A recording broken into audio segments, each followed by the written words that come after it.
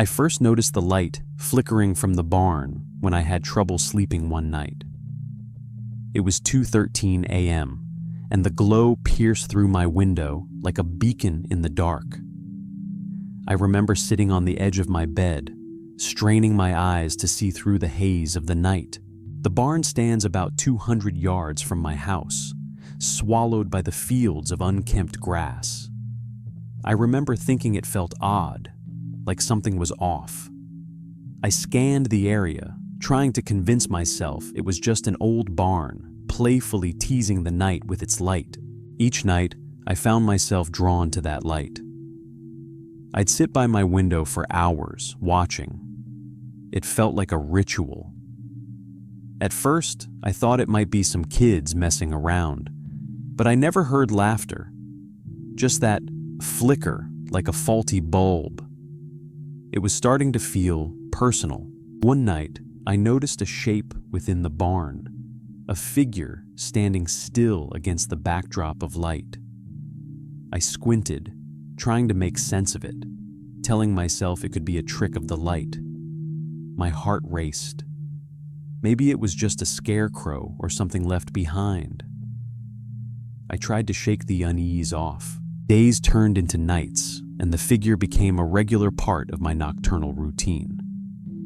Every night, the flickering light returned, and I swore the shape drew closer to the door. It was hardly noticeable at first, just a few inches maybe. By the time the fourth night rolled around, I was losing sleep. I felt like a character in a horror movie, the protagonist always drawn to danger. I kept telling myself it was harmless, just an illusion. But there was something alive in the air, something that tugged at my instinct to run. On the sixth night, I finally lost it.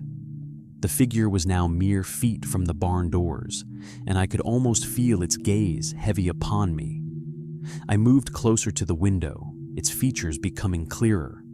Pale skin, sunken eyes. My heart pounded, and I realized I was in real danger. I needed to leave, to escape this place consumed by fear. I grabbed my shoes and bolted for the door, heart hammering in my chest. I told myself to breathe, that I just had to get to my car parked by the road. The night felt thick, oppressive, as if the darkness itself was trying to hold me back. As I sprinted, I could see the barn looming, the figure now visible in the doorway, frozen. I reached my car and fumbled with the keys, hands shaking as I tried to get the door open. I could feel the figure watching me, its presence palpable in the air. Just as I turned the ignition, a loud bang erupted from the barn, like a door slamming against the frame. I glanced back and saw the figure stepping out, moving toward me. I sped down the dirt road, shaking as adrenaline rushed through my veins. I dared not look back until I reached the main road. I was convinced he was right behind me. But when I finally did, the barn was just a dot in my rearview mirror. The light still flickering, still beckoning. I thought I was safe. That was 3 days ago. I returned to my apartment in town, trying to outrun the memories, reasoning it all away. I convinced myself it was just a trick of the light, merely my imagination running wild in the isolation of the country. Maybe a reflection, I thought. Perhaps I just needed a good night's sleep. But this morning, I received a text from my neighbor. It was a picture of the barn, but what struck me was the caption. "Is this what you saw last night?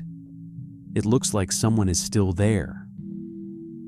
My heart dropped as I recognized the figure in the picture, standing still in the light, just a shadow of what I'd seen. I didn't respond, my mind racing, panic swelling in my chest. I realized whatever that thing was, it hadn't followed me. It was still there, waiting.